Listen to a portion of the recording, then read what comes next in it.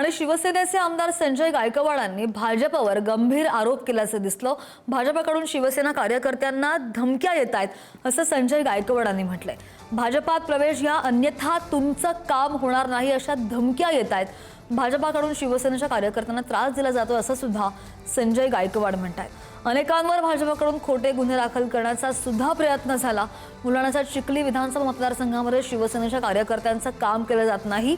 भाजप आमदार श्वेता महालेंकडून काम केलं जात नाही।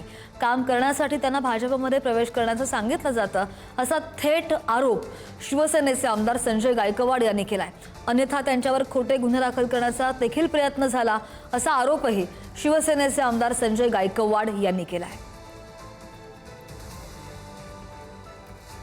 खास करून चिखली मतदारसंघामध्ये गेल्या महिनाभरापासून जे लोक मला सांगायचे, कार्यकर्ते सांगायचे शिवसेनेचे, मला अमोल पालकरचा फोन आला की मी एक काम सांगितलं तर मला सांगितलं गेलं की तुम्ही शिवसेनेत भाजप आमच्या पक्षात प्रवेश घ्या अन्यथा तुमचं काम होणार नाही, असं अनेक कार्यकर्त्यांसोबत झालं। आणि मग मी विचार केला की ही कुठली पद्धत आहे की आम्ही गेल्या इतक्या वर्षापासून या चिखली तालुक्यात 5 वेळेस आमच्या मित्र पक्षाचा आमदार केला, पण आमच्या शिवसैनिकांनी कधी काही मागितलं नाही।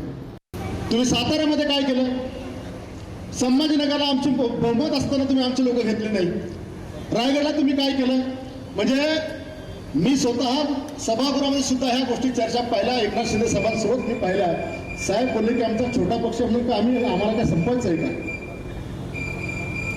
जेव्हा शिवसेना भाजपाची युती होईल तेव्हा प्रामाणिकपणे हा कार्यकर्ता भगवा टाकून भाजपचंच काम, युतीचंच काम करेल।